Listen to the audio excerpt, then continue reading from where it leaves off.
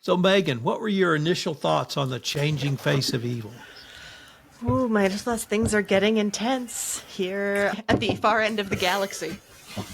So in this episode, there are all of the parts of the story that have been kind of keyed up or teed up over the last couple of episodes are starting to really roll forward, and we're starting to see more things happening.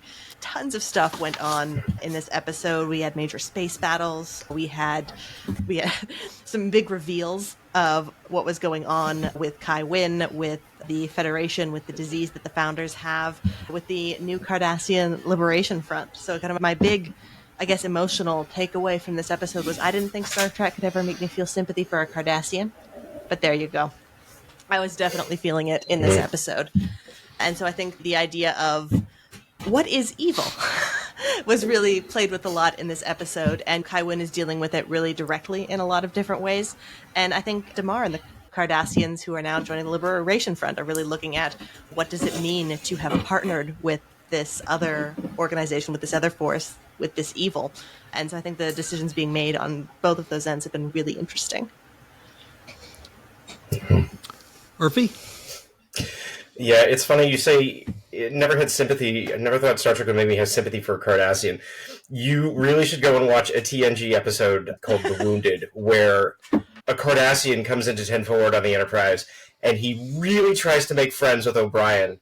And O'Brien lays out this great line that's, "It's not you that I hate, it's what you made me turn into that I hate." And the Cardassian is left rebuffed and sitting sad alone in the bar. It's, yeah. We'll have to add it to the list. Yeah, it's a good one. But no, this is an episode where a lot happens very quickly. Khan is revealed, and such a good reveal. Yeah, Winn accidentally stabs her buddy. The whole thing with the Breen attacking Earth, that's shocking. If you have to imagine the sort of social ramifications of what that would do to Earth if 3 seasons before this, we saw a bomb go off and it nearly destroyed the entire social fabric of the planet. What a direct assault on Federation headquarters and Starfleet must do. Yeah, it's a lot to take in 45 minutes. Yeah. But it's just, I've got to keep wrapping stuff up. That attack on Earth, obviously the brazenness of it and the way it sort of played out through this episode, it almost seemed to me as if this was a suicide attack, that so many of the Breen were killed.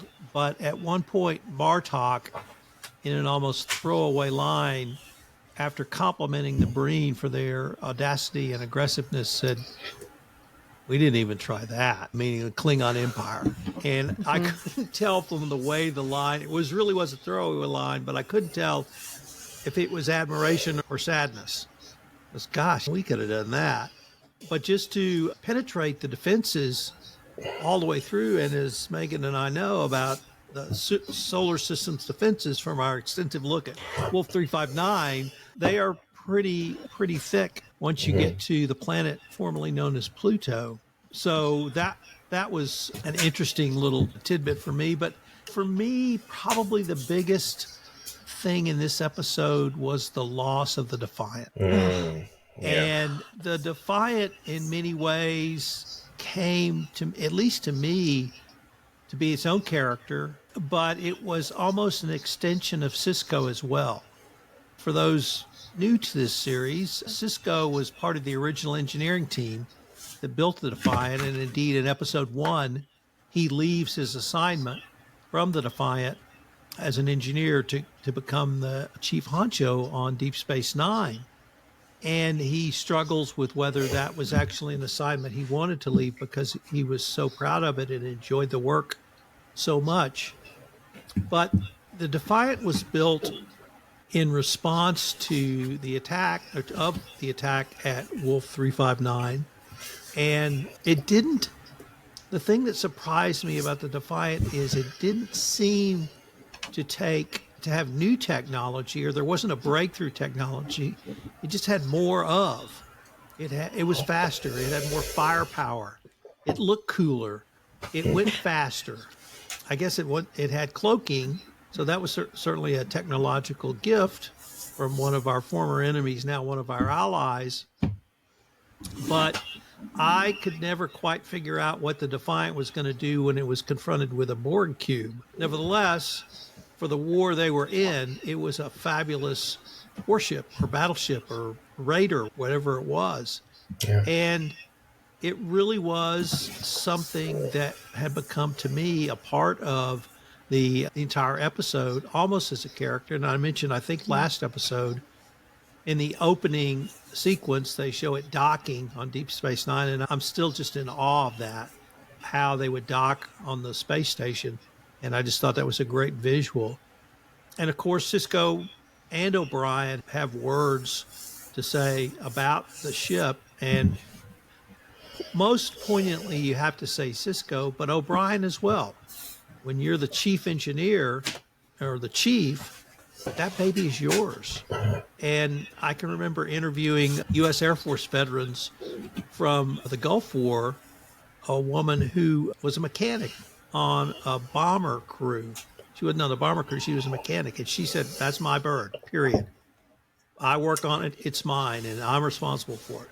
And that's the way engineers feel, and that's the way mechanics feel. And that's a tradition from 2007 when she was in the Air Force, literally to then, or to now in Deep Space Nine. So that to me was really poignant around that. They get out, they are able to use the escape pods, but we're introduced to a new Breen weapon. I would say energy dampening field, but that really doesn't fully encapsulate what this weapon does. It disables everything. And you're literally a sitting duck in the middle of a battle or in space, and you'll be destroyed very easily. Interestingly, the Klingons have a defensive weapon, a defense to this weapon, something about the Klingon technology. One, it's not clear the Klingons even know what that defense is. But two, the Klingons give their technical specs and readouts to the Federation and to the Romulans. And I just thought, wow, they had hidden it away so well that even we didn't know. And the Romulans didn't know. So they're going to be sharing that technology, and maybe that all plays out to your thoughts, Murphy, about how the Romulan Empire kind of goes down through all of it. That whole sequence to me was very significant. Admiral Ross really had, I don't want to say a dour turn because he's a dour guy, but he certainly, things are not looking good.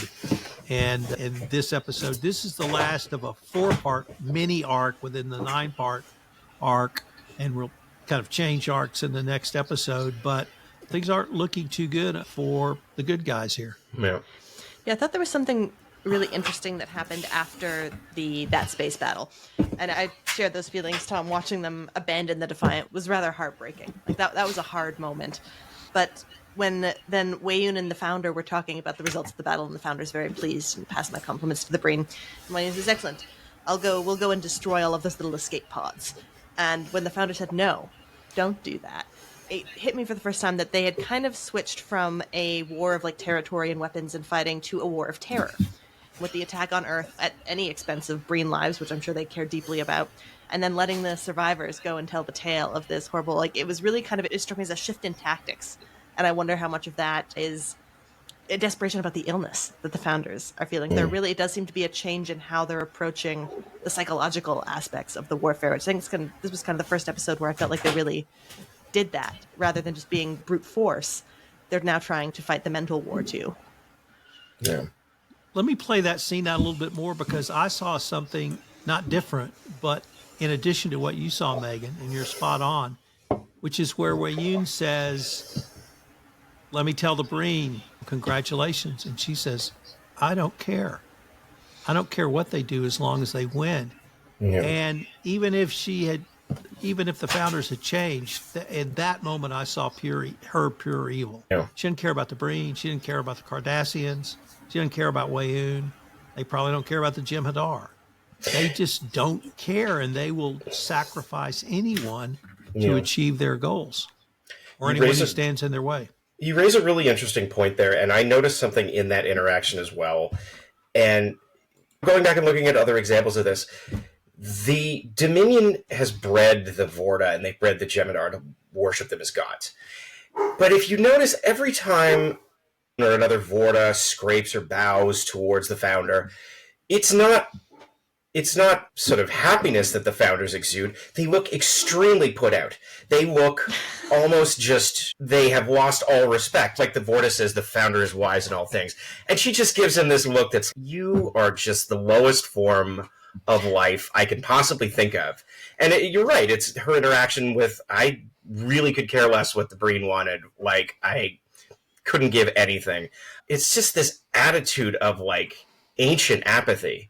And it's funny, they see themselves as gods. You see this again a couple times in TNG, in Star Trek. The Q also acts a bit like this, where the Q are just kind of, especially in Voyager, I find that the Q kind of have this attitude of, we're bored and laissez-faire and we're done. And I think that's what the Founders are. I think they're stressed because they're experiencing mortality for the first time, but they're just exhausted with their own existence. And the fact that we had to make you sort of worship us, it's just, yeah, I think that's it. I think they're just frustrated with existence at this point. Interesting Murphy, point. I just thought I heard you describe the Squire of Trelane. Yeah, playthings. Wow. Yeah, it's that same idea of I am just put out and I need playthings. And they're just, at the end, they're just exhausted. Yeah. I think that's really interesting, because as we're talking about it, I'm kind of thinking the Great Link. Why, if the Great Link is the best thing, right? This is the best form of life. It's the best form of communication. It's the best form of community. It's the best everything. Why do they need to dominate entire quadrants of the galaxy? Because if they have the best thing already, why not just kind of head off to some remote area where they're not going to be disturbed and enjoy their superior existence? Where's that drive for domination of things you plainly despise coming from? Well, I thought that was because of their persecution and their decision that we can't go to a planet far away in a time long ago because they'll find us and then they'll persecute us again. Yeah, it's a part of their narrative to impose order. This desire of first of all, they're talking about themselves, we are timeless. The things of mortals are not our concern. And yet, there's a vanity there in that superiority, and they need to exude what they call control and order on the universe. But they can't do it themselves. Like, they're too pure for that. They have to be able to do it behind the scenes. So they reward the Vorta, and they create the Geminar to do this. And the only reason the Vorta are there, I think we might have skipped over the episode in Season 7 where Odo goes and rescues one of the Wayun clones, and that Wayun explains that the Vorta were like tree-dwelling rodents that had hidden this. He says they lived on nuts and seeds, they lived in the trees, and they were kind of these primitive little lemur-like creatures. And that they sheltered a changeling, and the changeling said, we're going to transform you into marvelous beings. And that's what they did to create the Vorta. Got to about that. Yeah, so they created these races, but they're just, I think, again, they're exhausted by their own creation. They're like, we have to impose order. We have to use you idiots to do it. But all we really want in the long run is to just be left alone. So, it's a very conflicted and contradictory existence that they have. Other than this just being a Debbie Downer episode, did we get anything positive out of this? A small one, I think, here is a couple. One, even though it ended very badly for him, Kai Winn's long-suffering factotum finally got his moment. He got the big reveal. He got to denounce Dukat. And it was just nice to see him kind of have that I was right moment, even if it ultimately resulted in his being quick stabbed. murder. Yeah.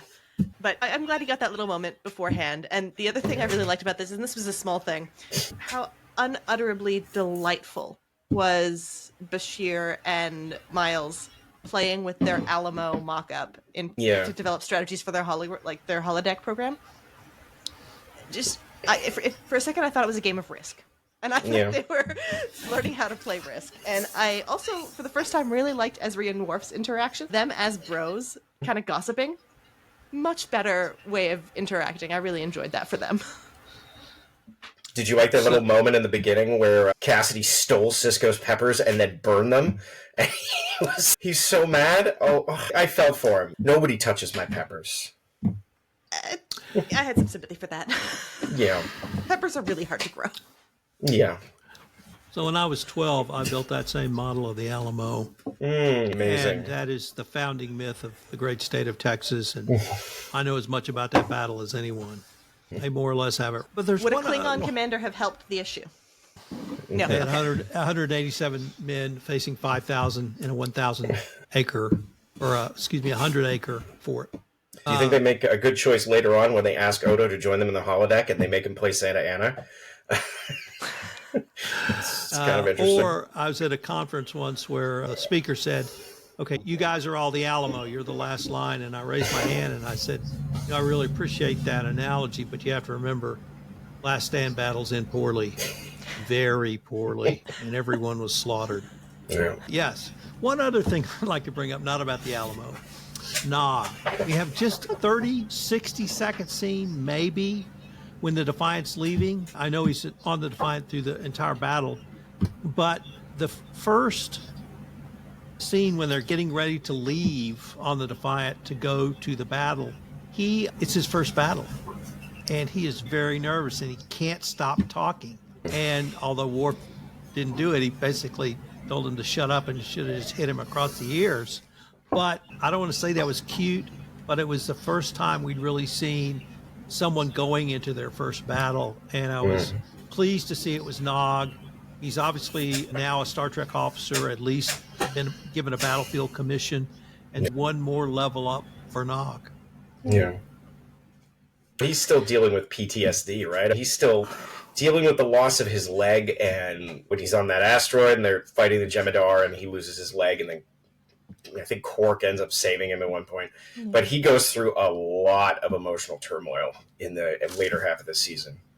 And has that really good episode with Vic where he decides to move into like Vic's casino. It's kind of cute, yeah. Okay, I guess final thoughts on this episode. I think one of my favorite moments from the episode is just as a little one. It was after DeMar has officially kicked off the Cardassian Liberation Front, and Wayun is kind of reporting on the initial damage. It's like, they've destroyed the only Wayun factory. That was an intensely personal act from DeMar. Yeah. I might be the last Wayun. Yeah. Yeah, that was delicious. The look on his face when he says that is, that's why he chose that facility. It's so perfect. And that speech that DeMar gives at the end about we're no longer masters in our own home and our enemies have conquered us without firing a shot. Yeah, that's a very impassioned speech that I've always really liked. I really like DeMar a lot, and I like his whole turnaround arc.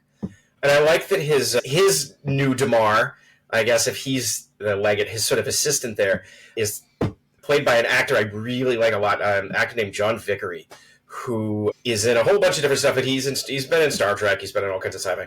But he plays a character in Babylon 5 called Naroon, who was this mischievous sort of warrior guy, and I love him. His role is just so good. But it's so good to see him again in this, and he does such a good job as DeMar's kind of sleazy assistant, as we're going to see in the next episode. And for me, it's still about the Defiant. It turns out the writers made the conscious decision to destroy the Defiant to show the power of the Breen. And if they could basically destroy Starfleet's top ship, what's there to stop them? But the Defiant has been a major part of DS9, literally from the first episode, and it's almost to me an extension of Cisco. That was probably a favorite for me, other than Martok going, gosh, we didn't even do that. Attack her. All right, guys, I can't wait to see what we come up with for our next episode.